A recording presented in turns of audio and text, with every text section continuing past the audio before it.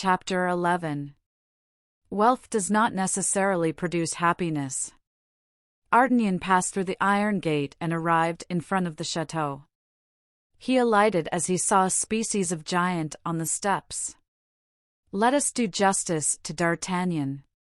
Independently of every selfish wish, his heart palpitated with joy when he saw that tall form and martial demeanor, which recalled to him a good and brave man. He ran to Porthos and threw himself into his arms. The whole body of servants, arranged in a semicircle at a respectful distance, looked on with humble curiosity. Mousqueton, at the head of them, wiped his eyes. Porthos linked his arm in that of his friend. "Ah! How delightful to see you again, dear friend," he cried, in a voice which was now changed from a baritone into a bass. "You've not then forgotten me." "Forget you? Oh! Dear Du Vallon, does one forget the happiest days of flowery youth, one's dearest friends, the dangers we have dared together? On the contrary, there is not an hour we have passed together that is not present to my memory." "Yes, yes," said Porthos, trying to give to his moustache a curl which it had lost whilst he had been alone. "Yes, we did some fine things in our time, and we gave that poor cardinal a few threads to unravel." And he heaved a sigh. "Under any circumstances," he resumed, "you are welcome, my dear friend. You will help me to recover my spirits. Tomorrow we will hunt the hare on my plain, which is a superb tract of land, or pursue the deer in my woods, which are magnificent.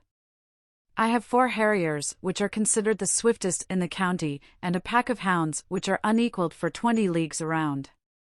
And Porthos heaved another sigh. "But, first," interposed D'Artagnan, "you must present me to Madame du Vallon." A third sigh from Porthos. "I lost Madame du Vallon 2 years ago," he said, "and you find me still in affliction on that account. That was the reason why I left my Chateau du Vallon near Corbeil and came to my estate, Bracieux. Poor Madame du Vallon! Her temper was uncertain, but she came at last to accustom herself to my little ways and understand my little wishes." "So you are free now, and rich?" "Alas," groaned Porthos, "I am a widower and have 40,000 francs a year." "Let us go to breakfast." "I shall be happy to do so. The morning air has made me hungry." "Yes," said Porthos, "my air is excellent." They went into the chateau. There was nothing but gilding, high and low. The cornices were gilt, the mouldings were gilt, the legs and arms of the chairs were gilt.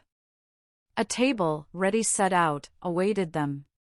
"You see," said Porthos, "this is my usual style." "Devil take me," answered D'Artagnan, "I wish you joy of it. The king has nothing like it." "No," answered Porthos, "I hear it said that he is very badly fed by the cardinal, Monsieur de Mazarin. Taste this cutlet, my dear D'Artagnan, 'tis off one of my sheep." "You have very tender mutton, and I wish you joy of it," said D'Artagnan. "Yes, the sheep are fed in my meadows, which are excellent pasture." "Give me another cutlet." "No, try this hare, which I had killed yesterday in one of my warrens." "Zounds! What a flavor!" cried D'Artagnan. "Ah! They are fed on time only, your hares." "And how do you like my wine?" asked Porthos. "It is pleasant, isn't it?" "Capital! It is nothing, however, but a wine of the country." "Really?" "Yes, a small declivity to the south, yonder on my hill, gives me 20 hogsheads." "Quite a vineyard, hey?" Porthos sighed for the 5th time. D'Artagnan had counted his sighs. He became curious to solve the problem. "Well now," he said, "it seems, my dear friend, that something vexes you. You are ill, perhaps?" "That health, which, excellent, my dear friend, better than ever. I could kill an ox with a blow of my fist." "Well, then, family affairs, perhaps?" "Family! I have, happily, only myself in the world to care for." "But what makes you sigh?" "My dear fellow," replied Porthos, "to be candid with you, I am not happy." "You are not happy, Porthos?" You who have chateaux, meadows, mountains, woods, you who have 40,000 francs a year, you are not happy?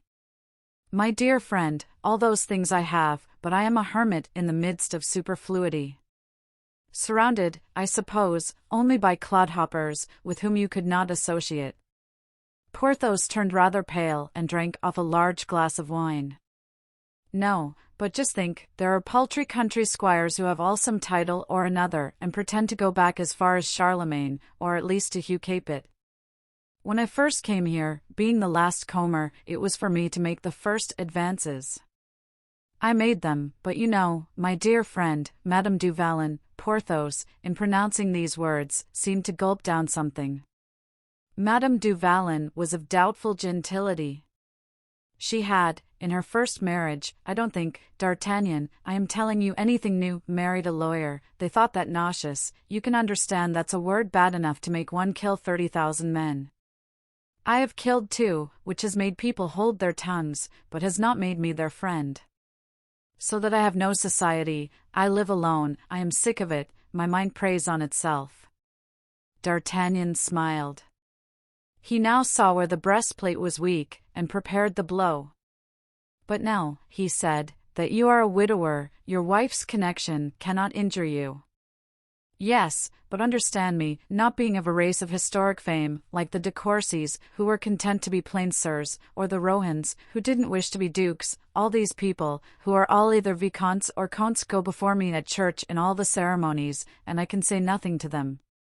Ah! If I only were a baron, don't you mean? Cried D'Artagnan, finishing his friend's sentence.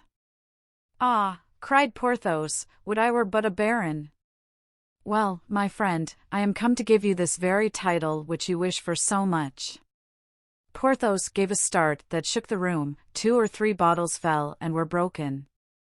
Mousqueton ran thither, hearing the noise. Porthos waved his hand to Mousqueton to pick up the bottles. I am glad to see, said D'Artagnan, that you have still that honest lad with you. He is my steward, replied Porthos, he will never leave me.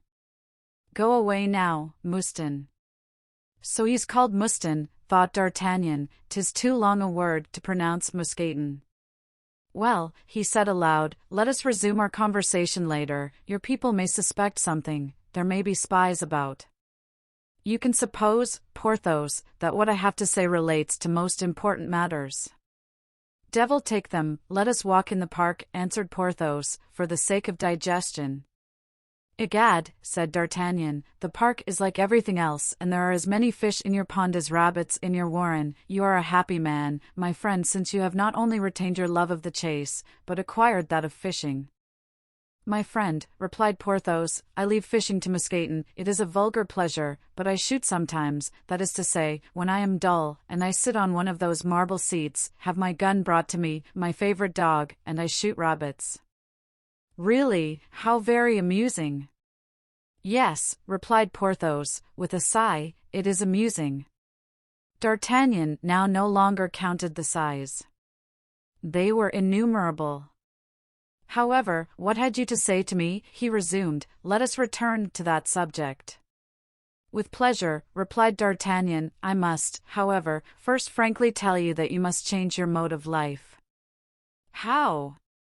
Go into harness again, gird on your sword, run after adventures, and leave as in old times a little of your fat on the roadside. Ah! Hang it, said Porthos. I see you are spoiled, dear friend, you are corpulent, your arm has no longer that movement of which the late Cardinal's guards have so many proofs. Ah! My fist is strong enough, I swear, cried Porthos, extending a hand like a shoulder of mutton. So much the better. Are we then to go to war? By my troth, yes. Against whom? Are you a politician, friend? Not in the least. Are you for Mazarin or for the princes? I am for no one. That is to say, you are for us. Well, I tell you that I come to you from the cardinal. This speech was heard by Porthos in the same sense as if it had still been in the year 1640 and related to the true cardinal. Ho! Ho! What are the wishes of his eminence? He wishes to have you in his service. And who spoke to him of me? Rochefort, you remember him? Yes, pardieu. It was he who gave us so much trouble and kept us on the road so much. You gave him 3 sword wounds in 3 separate engagements. But you know he is now our friend? No, I didn't know that. So he cherishes no resentment? You are mistaken, Porthos, said D'Artagnan. It is I who cherish no resentment. Porthos didn't understand any too clearly, but then we know that understanding was not his strong point. You say, then, he continued, that the Count de Rochefort spoke of me to the cardinal? Yes, and the Queen, too. The Queen, do you say? To inspire us with confidence, she has even placed in Mazarin's hands that famous diamond, you remember all about it, that I once sold to Monsieur de Essarts and of which, I don't know how, she has regained possession. But it seems to me, said Porthos, that she would have done much better if she had given it back to you. So I think, replied D'Artagnan, but kings and queens are strange beings and have odd fancies. Nevertheless, since they are the ones who have riches and honors, we are devoted to them. Yes, we are devoted to them, repeated Porthos, and you, to whom are you devoted now? To the king, the queen, and to the cardinal. Moreover, I have answered for your devotion also. And you say that you have made certain conditions on my behalf? Magnificent, my dear fellow, magnificent. In the first place, you have plenty of money, haven't you? 40,000 francs income, I think you said. Porthos began to be suspicious. My friend, said he, one never has too much money. Madame du Vallon left things in much disorder. I am not much of a hand at figures, so that I live almost from hand to mouth. He is afraid I have come to borrow money, thought D'Artagnan. Ah, my friend, said he, it is all the better if you are in difficulties. How is it all the better? Yes, for his eminence will give you all that you want, land, money, and titles. Ah, said Porthos, opening his eyes at that last word. Under the other cardinal, continued D'Artagnan, we didn't know enough to make our profits. This, however, doesn't concern you. With your 40,000 francs income, the happiest man in the world, it seems to me. Porthos sighed. At the same time, continued D'Artagnan, notwithstanding your 40,000 francs a year, and perhaps even for the very reason that you have 40,000 francs a year, it seems to me that a little coronet would do well on your carriage, hey? Yes, indeed, said Porthos. Well, my dear friend, win it, it is at the point of your sword. We shall not interfere with each other, your object is a title, mine, money. If I can get enough to rebuild Artagnan, which my ancestors, impoverished by the Crusades, allowed to fall into ruins, and to buy 30 acres of land about it, that is all I wish. I shall retire and die tranquilly, at home. For my part, said Porthos, I desire to be made a baron. You shall be one. And have you not seen any of our other friends? Yes, I have seen Aramis. And what does he wish? To be a bishop? Aramis, answered D'Artagnan, who did not wish to undeceive Porthos. Aramis, fancy, has become a monk and a Jesuit, and lives like a bear. My offers did not arouse him, did not even tempt him. So much the worse. He was a clever man. And Athos? I have not yet seen him. Do you know where I shall find him? Near Blois. He is called Bragelonne. Only imagine, my dear friend. Athos, who is of as high birth as the emperor and who inherits one estate which gives him the title of Comte, what is he to do with all those dignities, the Comte de la Fère, Comte de Bragelonne? And he has no children with all these titles? Ah, said Porthos, I have heard that he had adopted a young man who resembles him greatly. What, Athos? Our Athos, who is as virtuous as Scipio. Have you seen him? No, well, I shall see him tomorrow and tell him about you, but I'm afraid, entre nous, that his liking for wine has aged and degraded him. Yes, he used to drink a great deal, replied Porthos. And then he was older than any of us, added D'Artagnan. Some years only. His gravity made him look older than he was. Well then, if we can get Athos, all will be well. If we cannot, we will do without him. We two are worth a dozen. Yes, said Porthos, smiling at the remembrance of his former exploits, but we four, altogether, would be equal to 36, more especially as you say the work will not be child's play.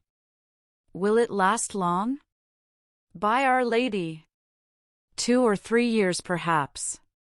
So much the better, cried Porthos. You have no idea, my friend, how my bones ache since I came here.